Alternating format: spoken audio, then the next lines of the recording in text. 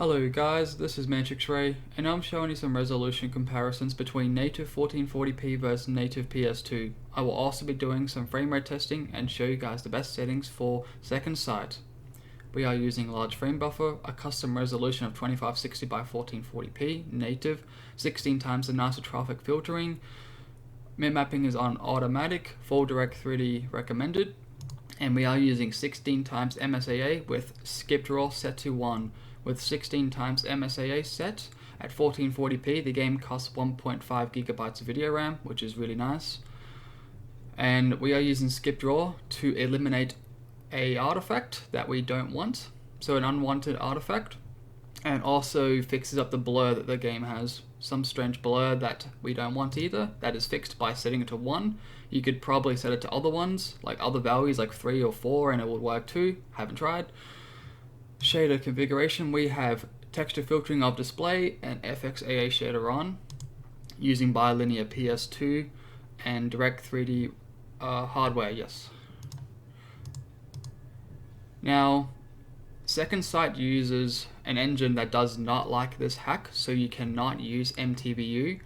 It runs really slow or can crash if you have it on, so we're going to leave this off. This game targets 512 by 448, and also this game runs at 30 frames per second, so it targets at 30 frames. Now this is second sight right here. As you see, we're at native PS2, and you can see that the game uses bilinear texture filtering on the ground, so a lot of shimmering on the ground.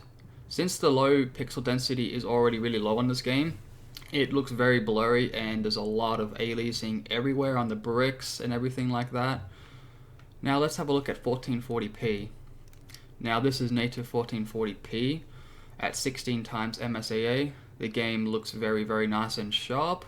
With skipdraw 1 set, it looks pretty much native. If it's on 0, it looks blurrier, but this is what we're seeing right now at native 1440p with my settings. And as you see, this game has a working 16 times the anisotropic filtering, so if you view an angle at an oblique angle, you can see that it looks nice and clear. The shadowing is working. You can probably see some minor artifacts because of MSAA. If you turn it off, it would work better.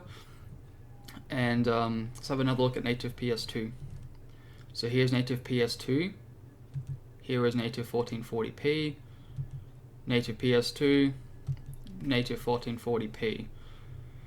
Now another thing as well is that this game runs pretty well at 30 frames per second. You can see my counter is right up here on the top left, and if you see that drop, that means I've lost game speed, and I've also dropped frames per second as well. But playing through this game the whole way through, it ran pretty good. So we'll just have a look through over here. I've already finished this game before, but forgot where to go.